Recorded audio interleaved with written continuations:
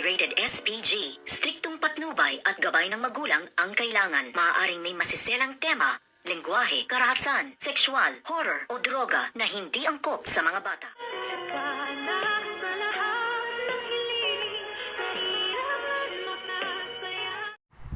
Good morning and welcome sa aking munting channel. Tarantang-taranta nga ang demonyitang si Moira dahil nalaman na nga niyang naisahan siya nitong si Gilbert at napasakamay nga ni Gilbert ang nagkakahalaga ng 10 milyong piso na kinuha nga nila at hiningi nilang ransom kay Doc RJ Tanyag. At dito naman ay tinawagan nga ni Doc Carlos ang kanyang anak dahil nga nanganganib na ang kanyang buhay dahil sa tama ng balang nagawa nga ni Doc RJ sa kanya. At dito naman ay pinuntahan nga nitong si Zoe ang kanyang dad Carlos para tulungan nga ito at operahin ang bala sa balikat nga niya. At dito rin ay natanong nga at nasampal pa nitong ang si Zoe ang kanyang dad Carlos kung nasaan daw ba si Doktora Annalyn Santos. At dito naman ay harap-harapang sinabi nitong si Doc Carlos kay Zoe na wag na raw niyang alamin kung nasaan nga itong si Doktora Annalyn Santos dahil baka hindi niya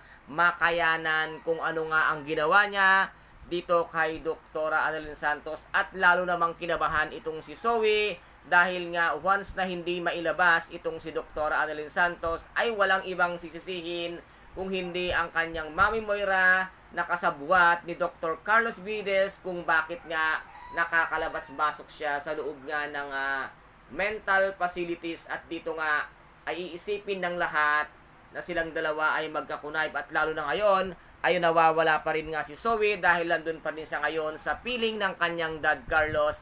Ay lalo nga silang maghihinala na magkakasabwat nga silang tatlo. At ito na kaya ang katapusan ng kasamaan ng mag-aama't mag-iina.